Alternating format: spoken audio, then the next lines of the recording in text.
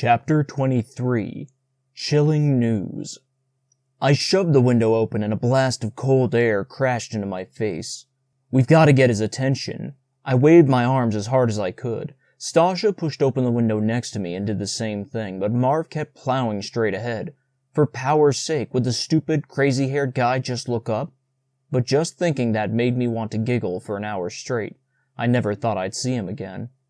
Then he cut along a path that led toward the swimming pool. "Crap," I said. "We're gonna lose him." Stasha picked up a pillow and threw it out the window as hard as she could. At least it looked like she did, since her dark gray face grew a strong pinkish hue that made her freckles pop out. The pillow hit a clump of bushes by the statues and made a loud rustle. Marv glanced in the direction of the sound, then up toward where we waved again. Perfect. He grinned his typical, unstoppable grin, nodded, and headed toward the bottom of the statue graveyard. He ducked behind a statue in the row closest to the manor. "Psst! Marv!" I said as loud as I dared, which wasn't too loud considering that there were guards outside the bedroom door.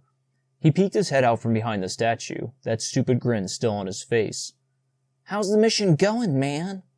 "Not great," I said. "We've been captured and are in a locked room. What in the Badalux's name are you doing here? I thought I'd never see you again. How'd you ever get on the property?" A proud half-smile sprouted on his face. "Dug a little hole under the powered fence. Didn't have to go too deep because of my, small size. The only thing my lack of puberty has ever paid off for." He chuckled. "And it doesn't matter what I'm doing here, man. The next objective is obvious enough. I'm getting you guys out of here." "No," Stasha said. "It isn't worth it." He cocked his head and squinted at her. "What kind of crazy pills did your girl take this morning, man?" "My girl, huh? Couldn't say I didn't like the sound of that."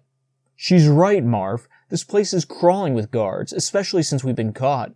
There's 2 gunmen right outside our bedroom." "Wait a minute," Marv's grin turned sly.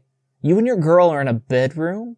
I don't know about you, man, but I know what I'd be doing right about now." Of course. Even in such a terrible, stressful situation, he still cracked jokes. "That's far from important right now," I said, "and so is Stasha and me getting out of here. Listen, I dropped a camera in some bushes along this side of the mansion. It's this small, black, box-like thing. Since Marv had been trained to be a game hunter and had spent most of his time out in the woods, he probably didn't know what it looked like. It's also got evidence on it of the ruler's corruption." Marv's eyes bulged.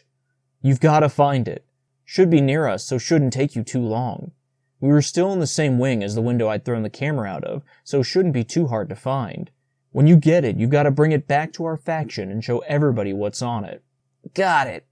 His expression went flat, eyes dull. "But to be honest, I don't think it's going to make much of a difference, man." "Huh? What? Why?" I asked. "I ran away from the tribe for my own reasons," Marv said, "but not before I found out the other thing the leader wanted us to help out with." "What's that?" I asked as Stasha said, "Explain." "An invasion of Middleton."